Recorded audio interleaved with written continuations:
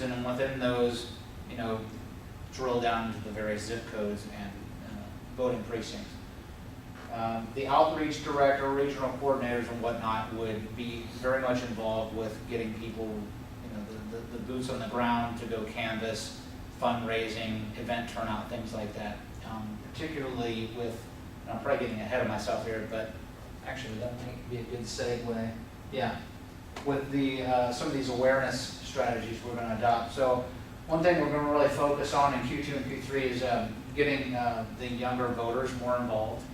I think a lot of the younger crowd is very, very open to new ideas, and I think it's a really good voter base and membership base that we could focus our efforts on. So UTD, University of Texas at Dallas, and then Collin College, we're going to really focus on those two. We have a lot of inroads with people at both of these institutions, so we feel that it would be a good picking ground. We also have Amy Parsons, who's our regional coordinator. She's already started a UTD Libertarian Party meetup group, so she's already pulling people in from the University of Texas at Dallas. Jim? That was kind of what my question was going to go. Are we going to look to have actual chapters on the campuses? And if so, are we looking also at, you have to have a sponsor and faculty member? Have we started looking at that? Because the guy that we wrote to last year is no longer there. So. Right. You're talking about Quad C. Livkoff or whatever. Silkoff, Mark Silkoff, I think his name was. The Collin College one we haven't followed up on yet. We just started with the UTD one for now. Mm-hmm. So we've got a meetup group. We've got Brad Herndon, who knows, I think, a couple of political science professors there, law professors maybe. So what we're going to do is try to branch out into Collin College next, and I think your point that you ran up those that you have to have sponsorships on. Those are probably considerations we'll have to make. Okay. Yeah. So, I'm sorry? This is where the outreach director, this will be part of his job? Right.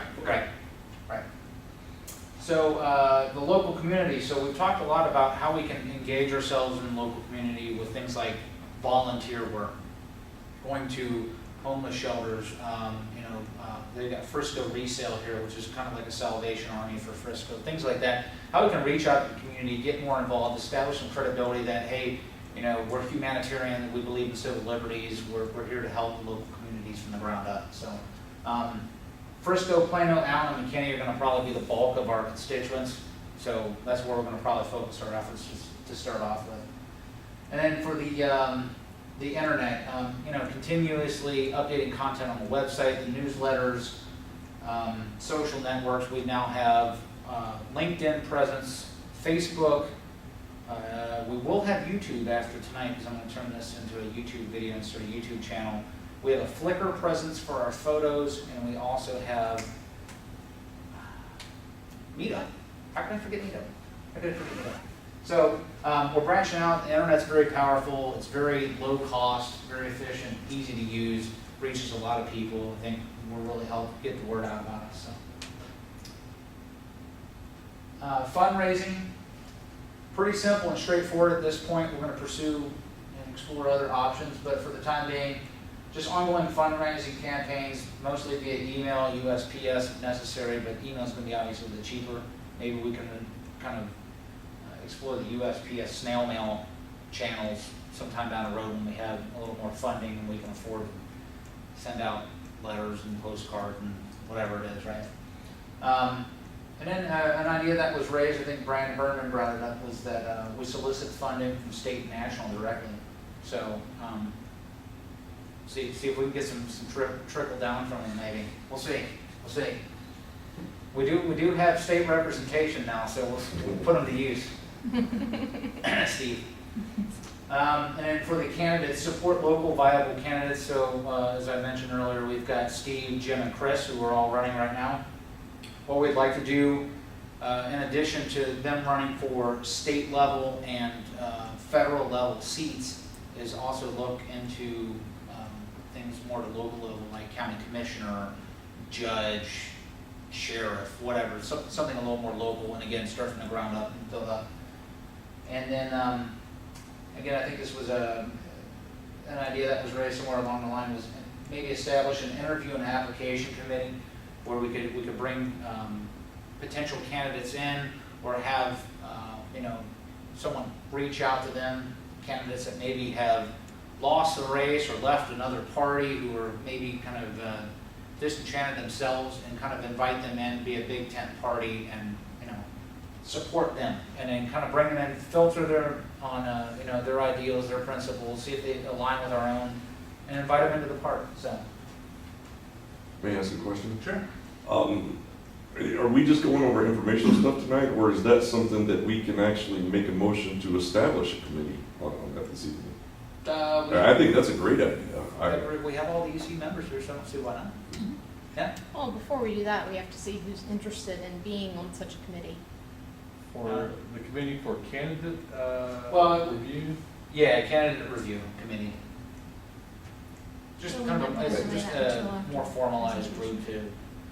group too. Well, let me say this, I don't think this would be a good time for one reason, is that we don't have any reason for new candidates coming for the next, we're already through this election cycle, so I think we need to get established and start thinking about how to develop it.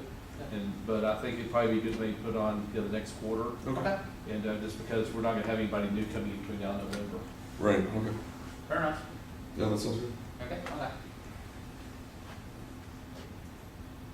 So financials. That's where it got kind of interesting this quarter.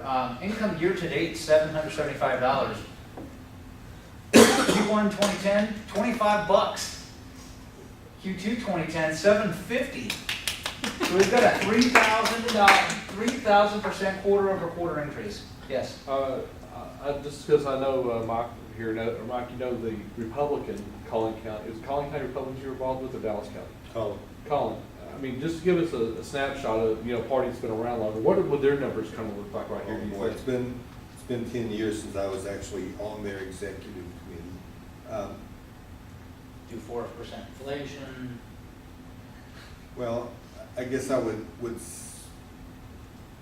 dollars I don't remember, but we were able to fund we were one of the few counties able to keep a headquarters open year round and support paid staff. Really, so there's quite a bit of income coming in. Right now, right. I know the Democrat Party didn't have that much success, but Right. that's it. But part of it was, as I mentioned before, the two big parties get state funding to support the election cycle. So if you assume a 24-month election cycle, probably 8 to 9 of those months are essentially funded by the state. And then with two big fundraising dinners. Yeah. Gotcha, okay. I was trying to give us a reflection, because those numbers don't look all that big, but yet, in comparison, I know the Democrats don't have a lot of success. And percentage-wise. Yeah, percentage looks great. Yeah, I mean, that's certainly.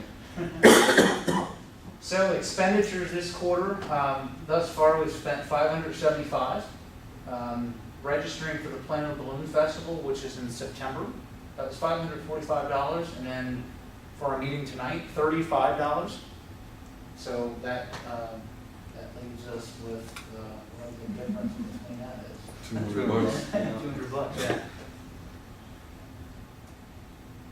So, proposed Q3 2010 budget is going to be another $575.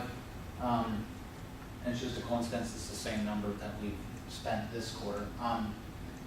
We're looking at, roughly $300 for Plano Balloon Festival supplies. The Plano Balloon Festival, for those of you not familiar with it, it's a huge festival, takes place over in Plano near, actually Collin College over off Spring Creek, and it draws in, I can't remember, I thought it was 100,000 people over a 3-day weekend. Yeah, close to that. Yeah, I mean, just tons of people, and it's just really good exposure, and we actually, with that registration, we have a booth this year facing the balloon launch site, so it's I really can going to draw a attest lot that of from people. last year, we're already at 15% growth tonight just from Plano Balloon Festival.